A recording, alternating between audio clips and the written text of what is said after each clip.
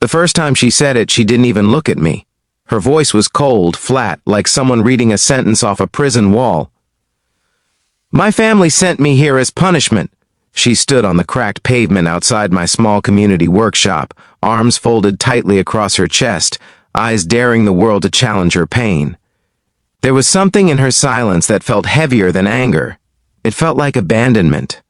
Before we go any further, if you believe in kindness, in second chances, and in the quiet power of one person changing another's life, take a moment to like this video, comment where you're watching from, share it with someone who needs hope, and subscribe to this channel. Stories like this deserve to be heard. Her name was Alina. She was 16, sharp-tongued, defensive, and carrying more hurt than most adults I knew. The court had assigned her to complete 3 months of community service at my workshop after a string of school fights and vandalism. The judge called it structured mentorship. Alina called it exile. I was a single father, raising my 8-year-old son Arav on my own after my wife passed away 4 years earlier. Grief doesn't announce itself politely. It crashes into your life, rearranges your furniture, and leaves you trying to remember how to breathe. I had learned to rebuild slowly. I opened the workshop not just to fix broken furniture, but to fix broken confidence in kids who had nowhere else to go. Some came because they wanted to learn woodworking. Others came because someone had run out of patience with them. Alina fell into the second category. The first week, she barely spoke. She showed up late, headphones on, eyes locked on the floor. When I handed her sandpaper and asked her to smooth the edges of an old oak table, she stared at it like it had personally offended her. Her hands were delicate, but her movements were rough. She pressed too hard, scraping uneven lines across the surface. When I gently corrected her technique, she muttered that none of this mattered anyway. I had seen that look before, not in teenagers, in the mirror. After my wife died, I went through months of pretending nothing mattered. I went to work, I made meals, I paid bills. But inside, I felt hollow. I learned that when someone believes they've been thrown away, they start throwing everything else away first. One afternoon, as golden sunlight spilled through the dusty workshop windows, Alina finally spoke more than 2 words. She looked at a family photo hanging near my desk, me, Arav, and my late wife smiling under a sky too bright for our squinting eyes. She asked where my wife was. I told her she passed away. For a moment, the hardness in her expression flickered. Then she shrugged and said that at least I had someone who once wanted me. Her words weren't cruel. They were wounded. That was the day she told me her family had sent her away, not to a boarding school, not to a relative's house, but emotionally away. After her parents divorced, her mother remarried.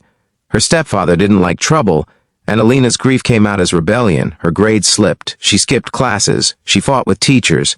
One night, after a screaming match at home, she overheard her mother telling someone on the phone that maybe a few months away from home would teach her a lesson. She said it without tears, but her fingers trembled. "They sent me here as punishment," she repeated, staring at the floor. I didn't rush to comfort her. I didn't give her a speech about gratitude or discipline. Instead, I told her something simple. I told her that sometimes people send you away not because they don't want you, but because they don't know how to hold your pain. I told her that adults can be scared too. She didn't respond. But the next morning she arrived 10 minutes early. Change never happens like a lightning strike. It happens like water against stone, slow, almost invisible, until one day you realize the shape has shifted. I started giving Alina small responsibilities. Not easy ones, real ones. I asked her to measure wood for a custom bookshelf. The first time, she miscalculated. The pieces didn't align. She expected me to yell. I didn't. I handed her the measuring tape again and said mistakes are part of building anything that lasts. She tried again, and this time, she got it right. Arav, who had been quietly observing her from a distance, began sitting near her while she worked. He asked her questions about school. He told her about his obsession with space and how he wanted to be an astronaut. At first, she ignored him, but kids have a way of sneaking past walls adults can't climb. One afternoon, I walked in to find her explaining constellations to him, sketching stars on a scrap piece of wood. I saw something in her eyes I hadn't seen before, not anger, not sadness, but purpose. Still, healing is rarely smooth. 2 months into her service, I got a call from her school. She had gotten into another fight. When she came to the workshop that evening, her knuckles were bruised. She refused to explain what happened. She worked in silence, jaw clenched. Finally, as the sky turned dark and the shop lights hummed overhead, she burst out that someone had called her unwanted. The words sliced through her like a blade. She said she was tired of pretending it didn't hurt. I looked at her and saw not a delinquent, not a troubled teen, but a child who had been screaming for reassurance and receiving discipline instead. That night I told her something I had never told anyone outside my family. After my wife died, I blamed myself.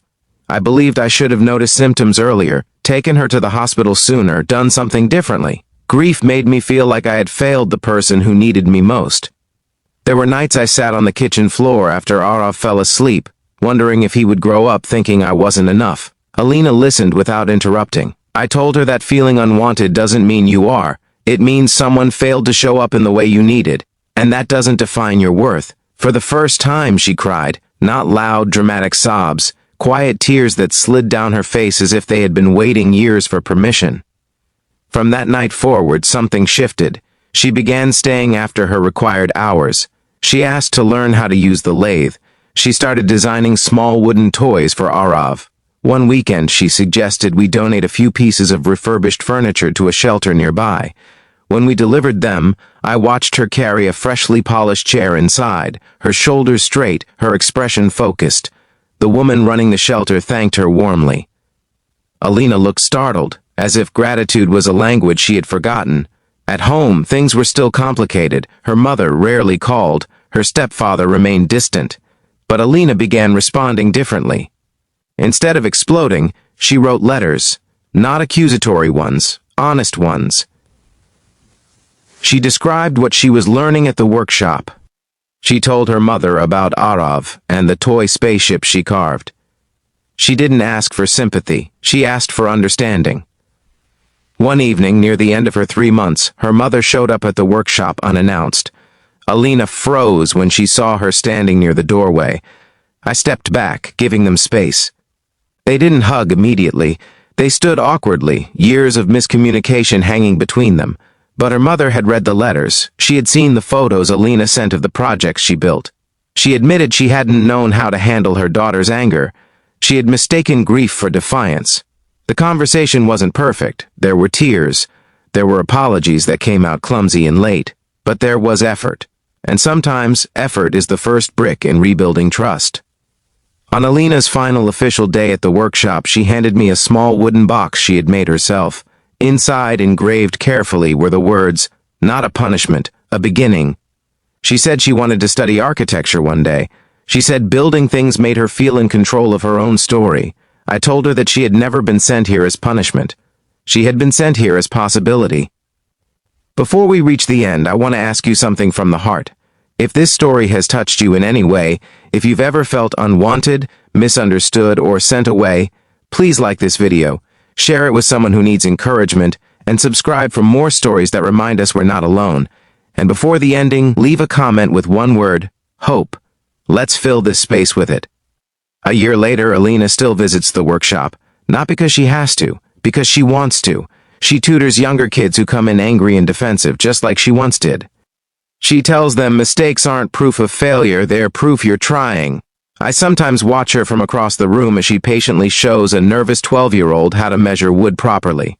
I see the confidence in her posture, the calm in her voice, the strength in her empathy. And I think about that first day she stood outside and said her family sent her here as punishment. She didn't know it then. But she wasn't being exiled, she was being redirected. Pain had brought her to my door, but kindness kept her there long enough to see her own worth. Life doesn't always send us where we want to go. Sometimes it sends us where we need to grow. A broken table can be sanded smooth, a cracked chair can be reinforced, and a wounded heart, given patience and truth, can learn to beat without fear again. Alina once believed she was unwanted. Now she knows she is needed, and sometimes all it takes to change a life is one person who refuses to see you as a punishment and chooses instead to see you as a beginning.